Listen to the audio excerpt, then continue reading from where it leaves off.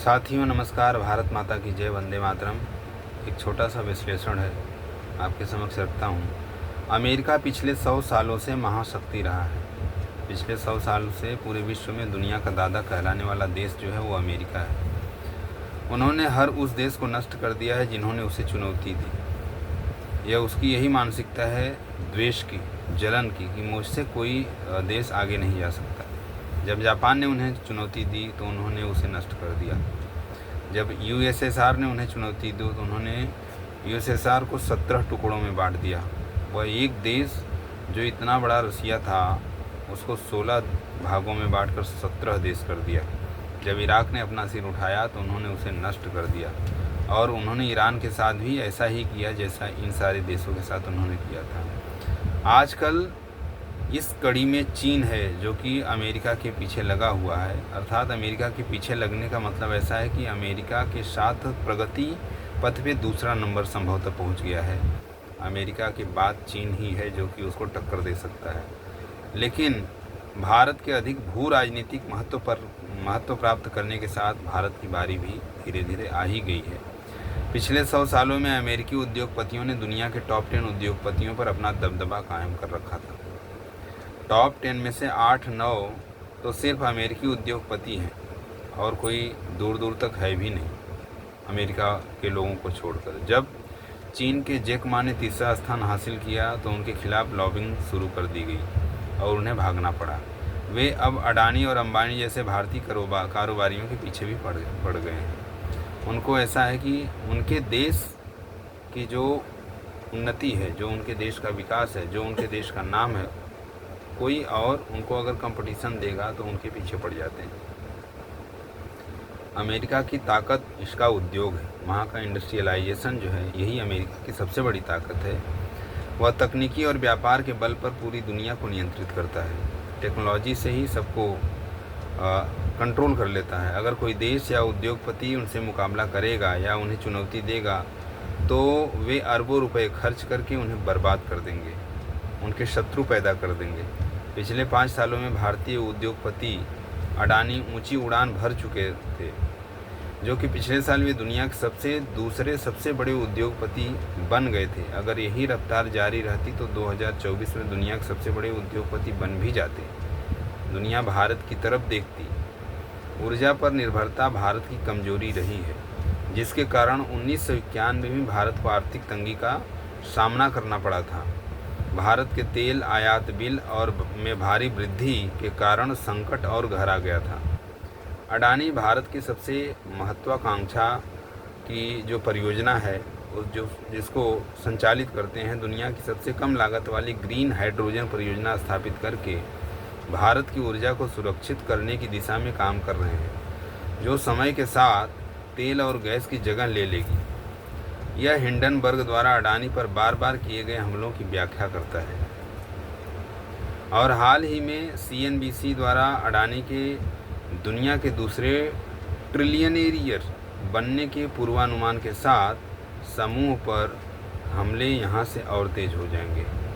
यदि भारत आत्मनिर्भर भारत और मेक इन इंडिया अभियान चला रहा है तो इसका मतलब है कि भारत एक बहुत बड़ा बाजार है जिसमें दुनिया की 20% आबादी रहती है, जो किसी भी अन्य अर्थव्यवस्था की तुलना में तेज़ी से बढ़ रही है।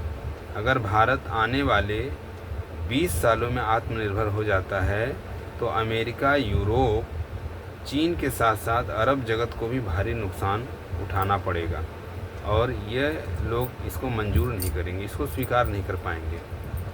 भारतीय रुपया $1 के मुकाबले और मजबूत होता रहेगा। भारत में भी लॉबिंग शुरू हो गई है।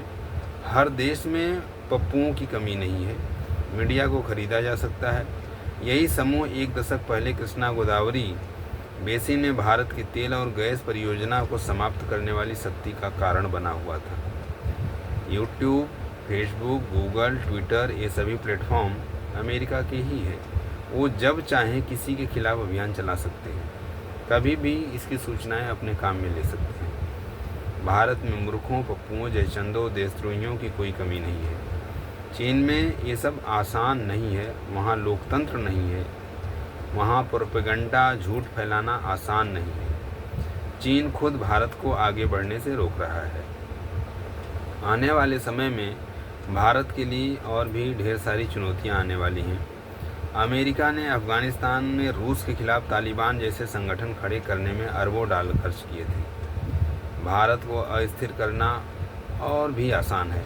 यहाँ देशद्रोहियों और गद्दारों की कमी नहीं है। यहाँ के कुछ नेताओं के बयानों को देखिए, वे खुलेआम विदेशी एजेंट की तरह काम कर रहे हैं। जज बिक चुके हैं, मीडिया बिक चुकी है, नेता बिकाऊ हैं। जब तक भारत के लोग समझदार और चतुर नहीं बनेंगे, भारत महाशक्ति नहीं बन सकता। भारत एक बहुत बड़ा बाजार है। कोई भी देश नहीं चाहेगा कि भारत आत्मनिर्भर बने, इसलिए ऐसी बातें कहने वाली सरकारों को हराना गिराना होगा। विदेशी ताकतें भारत में मिश्रित या कमज़ोर सरकार चाहती हैं, जो कि अपने बल पे नहीं चल सके, जिसको गिरने और गिराने का हमेशा डर बना रहे, ऐसी सरकार चाहते हैं। भारत में पिछले 10 सालों से स्थिर और मजबूत सरकार है। उन्हें इस बात से परेशानी है कि भारत सरकार अपने ही उद्योगपतियों को मजबूत बना रही है। उनकी सोच है कि इनके जो पंख काटने होंगे। किसी भी देश की ताकत उसके उद्योगपति ही होते हैं, जो अपने देश के हुनर और चीज़ों को विदेशों में बेचते हैं। उनके हितों की रक्षा करना सरकार का महत्वपूर्ण काम है। अगर आज अडानी, अंबानी, टाटा, महिंद्रा दुनिया को चुनौती दे रहे हैं, तो क्या इनकी बर्बादी का जश्न मनाने वाले हमारे देश के गद्दार विदेशी एजेंट नहीं हैं तो क्या है? ये जयचंद आस्तीन के इतने जहरीले सांप हैं कि इन्हें हर भारत विरोधी बात में इनको खुशी मिलती है। ये देश की तरक्की से जुड़े किसी भी आंकड़े या रिपोर्ट को मानने को तैयार ही नहीं होते हैं। लेकिन अगर इन्हें कहीं भी देश के खिलाफ कुछ भी दिख जाए तो ये खुशी से पागल हो जाते हैं और एक मौका लपक लेते हैं। मीडिया लाचार है, बिकाऊ हैं, इन गद्दार नेताओं से सवाल नहीं पूछेगी। अब मेरा ये जो संदेश था, इसमें यह कहने का मतलब था कि अगर एक एक व्यक्ति, एक एक सदस्य द्वारा कम से कम यह जानकारी लोगों तक भेजी जाए, तो लोग असली और नकली की अच्छे से पहचान कर सकें और यह समझ सकें कि कौन लोग भारत की उन्नति में लगे हुए हैं और कौन लोग भारत की उन्नति के विरोध में लगे हुए हैं। तो लोगों को जानना, लोगों को समझना आवश्यक है, क्योंकि सबसे बड़ी ताकत भारत का जन समूह है, क्योंकि यह जनगण मन के आधार पर चलने वाला देश है, लोकतांत्रिक देश है।